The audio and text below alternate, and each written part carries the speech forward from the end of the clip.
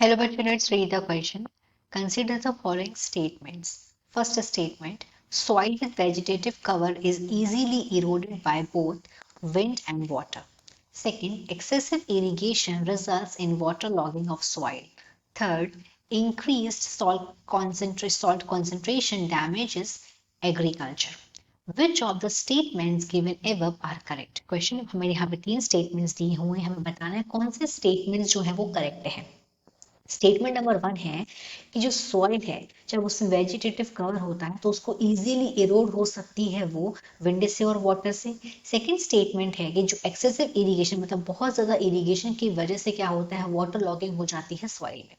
Third statement है increase हो जाता है सॉइल का अगर कॉन्सेंट्रेशन तो ये डैमेज करती है एग्रीकल्चर को। तो बताना है हमें कौन कौन से स्टेटमेंट सही है। ए आंसर है 1 and 2, B is 1 and 3, C is 2 and 3, D is 1 2 and 3। Question को देखते हैं की कंसेप्ट की कंसेप्ट ऑफ दिस क्वेश्चन इस क्वेश्चन का की कंसेप्ट है soil erosion. Soil erosion soil erosion मतलब होता है ये एक ग्रेजुअल प्रोसेस है। ग्रेजुअल मतलब ये एक धीमी धीमी प्रोसेस है, ये अचानक से एक दिन में नहीं हो जाती, मतलब ये स्लो प्रोसेस है। This is a gradual process.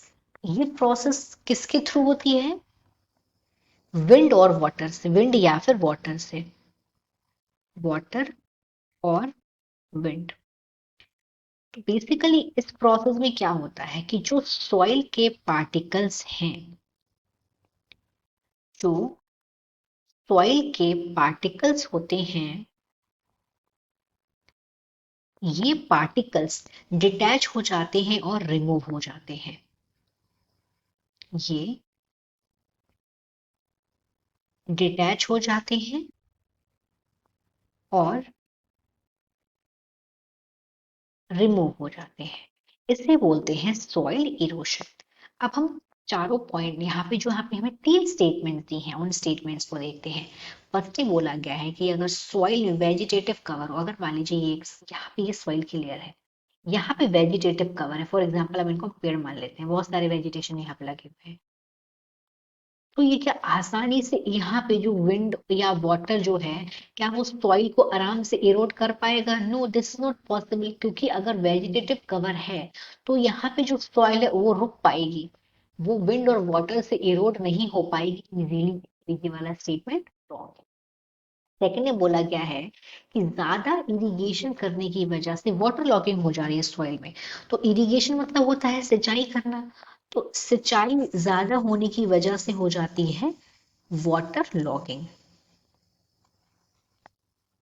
Soil में वाटर लॉगिंग हो जाती है, और वाटर लॉगिंग की वजह से क्या हो रहा है, इसकी वजह से रिड्यूस हो जाता है, वाटर लॉगिंग की वजह से crop yield. Crop yield basically crop yield reduce होने का बेसिक रीजन होता है कि जो न्यूट्रिएंट्स अपटेक है वो रिड्यूस हो जाते हैं। न्यूट्रिएंट अपटेक भी यहाँ पे रिड्यूस हो रहे हैं। अगर न्यूट्रिएंट अपटेक रिड्यूस होंगे तो क्रॉप की यील्ड तो रिड्यूस होगी। तो इस तरीके से हम देखेंगे कि जो सेकंड स्टेटमेंट है वो करेक्ट है। थर्ड स्टेटमेंट बोला गया है कि अगर इंक्रीज हो जाए सॉल्ट का कॉन्सेंट्रेशन तो ये डैमेज करती है इरिगेशन को। तो हो अगर सॉल्ट हाई हो जाए रूट में तो डिहाइड्रेशन हो जाएगा, और अगर प्लांट में डिहाइड्रेशन हुआ तो इस तरीके से प्लांट की डेथ भी हो सकती है बिकॉज ऑफ डिहाइड्रेशन। तो यहाँ पे थर्ड भी सही है, ये डैमेज करेगा एग्रीकल्चर को। इनफैक्ट ज्यादा अगर कंडीशन खराब हुई तो प्लांट की जो है डेथ भी हो सकती है। तो यहाँ पे हमारा राइट आंसर हो जाएगा सी, क्योंकि यहाँ पे फर्स्ट स्टेटमेंट करेक्ट नहीं है। So the final answer of this question is C, second and third. Hope you understood it well. Best of luck.